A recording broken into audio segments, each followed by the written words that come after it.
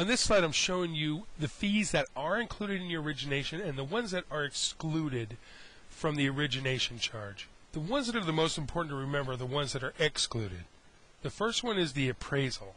That it goes to a third party, not included. Credit, not included. Tax service fee is not included. The other one that a lot of lenders charge that is actually not included is their flood certification fee. The problem with this, though, is since there is no static place on the good faith to enter a flood certification fee, you're going to have to delete it off the old good faith and enter it into the section onto the new good faith.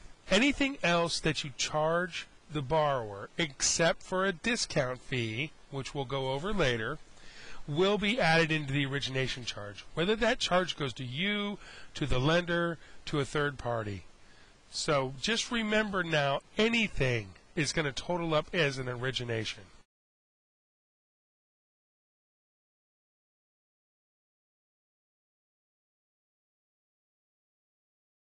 The most important thing to remember about box 1 of page 2 is charge what you need to charge, what you want to make on the loan. Make sure you get all those numbers correct because, again, there's zero tolerance.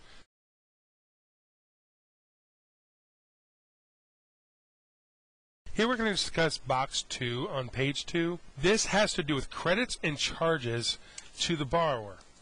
As you can see, starting in January, all yield spread that you get for the pricing on the loan is actually paid to the customer as a credit. This will no longer be paid to the broker. Since the yield spread is now paid to the borrowers, what you have to change your thinking of is whatever you want to make on the loan, you have to put into the origination.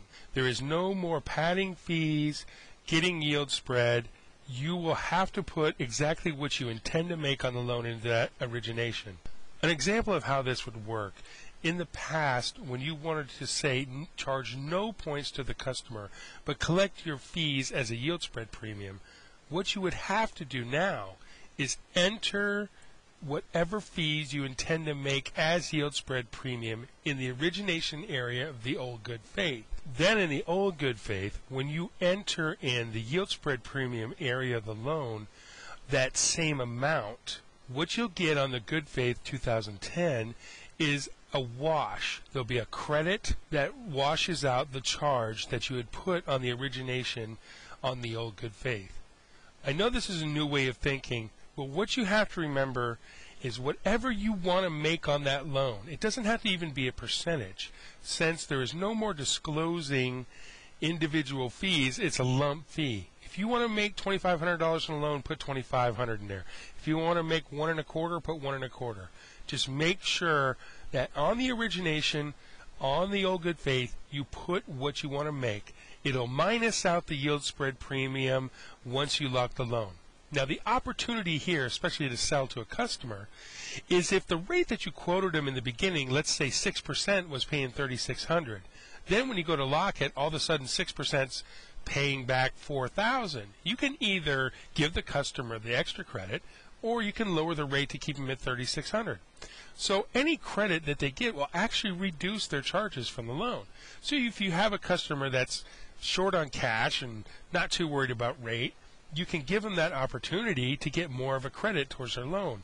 But yet, you will still make what you intended to make. One of the other benefits of this is that if there is a falling out in the rate and you intended to make your money from the rate, you still have charged the customer what you intended them to make. So you're not going to lose out on the yield spread. If a customer doesn't want to lock and they won't let you lock and the rate goes away, then now you still are going to make your money and you're not going to lose it. You can use this as a positive for both you and the customer. Just remember, when you're entering in your yield spread, in order for the totals to come out correctly, you must enter in your actual yield spread, especially once it's locked, on the line on the old good faith where it says compensation to broker. So make sure you cover that.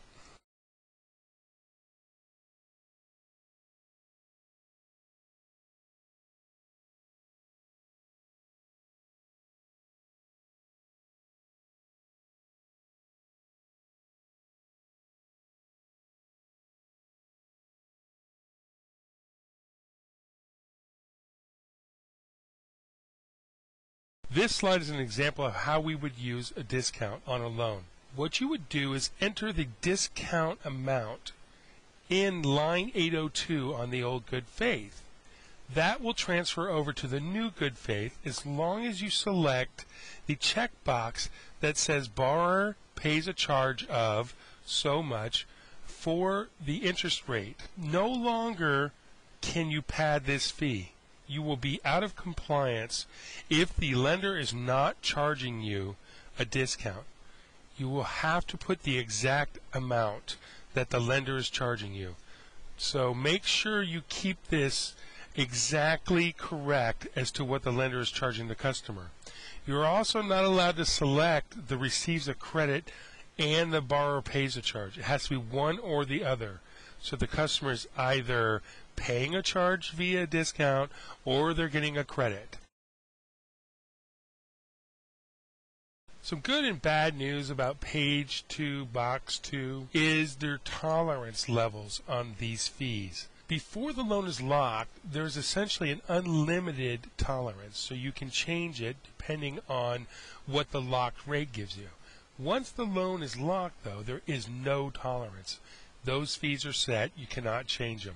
What we have to be careful of, though, is if there is a pattern of changes that are worse for the customer, there is the chance that someone could report it to HUD, and HUD will look for a pattern, and you could get in trouble. This is to keep people from promising credits and in the end not giving them to the customers. So please make sure that you kind of have an idea of what the customer is going to get as a credit or what you are going to charge them before you generate any good faith for them.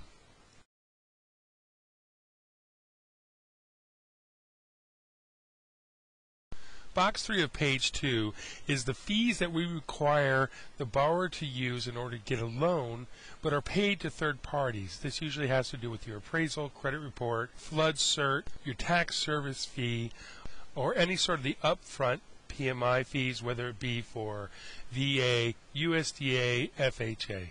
This section has a 10% tolerance, which means it's 10% either way.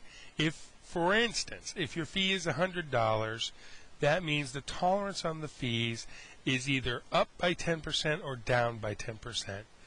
So if you had a fee of $100, the max you could charge would be $110. The least you could charge would be $90. Make sure you put the fees as close as possible. You should know your lender's fees or have a good idea of what these fees are going to be.